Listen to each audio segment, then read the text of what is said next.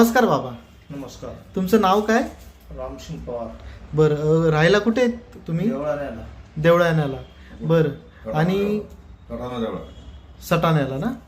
बरं, तुम्हाला काय सांगितलं होतं डॉक्टरांनी आणि दुखणं काय होतं तुमचं? माझं कमराचं दुखणं होतं, पण ते दुसरंच विलास करत होते. जसं डोळ्याला गेलो होते, त्याने गुडघ्याला इंजेक्शन दिलं. गुडघ्याला? हा, दोन्ही गुडघ्याला इंजेक्शन दिलं. बरं, ते मला जास्त त्रास व्हायला लागला. आणि एक त्याच्यानंतर? सरांनी काढला. हां. ते बोलत होते म्हणे 25,000चे एक 2 इंजेक्शन घ्यावं लागलं, 50,000चे. हं.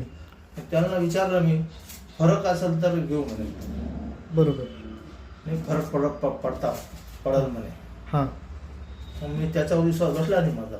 मग नंतर मग आम्ही नाशिकला आलो, MRI केला, हां ते कमरामधला प्रॉब्लेम सांगितला. हां मग त्यांनी ऑपरेशन बी सांगितलं होतं. ऑपरेशन? पण आम्हाला ऑपरेशन नको होतं. हां.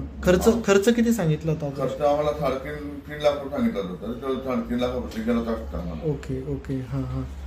मग आणि मग आम्ही पंचवडीवर तुमच्याकडे आलो. येस. मग आम्ही तुमचा अनुभव घेतला, ऐकलं. मग आम्ही तयारी केली. हां.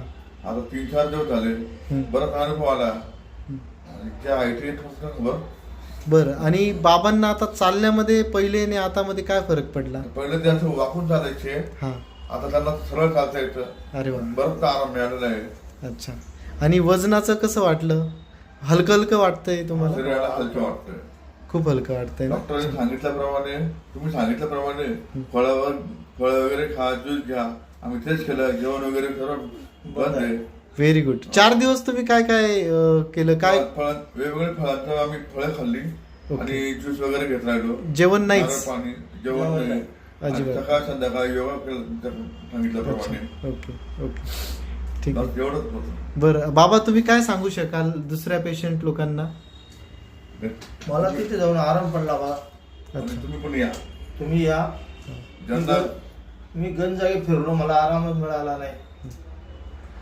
अच्छा, ठीक आहे, चालेल. मी पंचवटीमध्ये बा. अच्छा, चालेल. धन्यवाद. धन्यवाद. येस.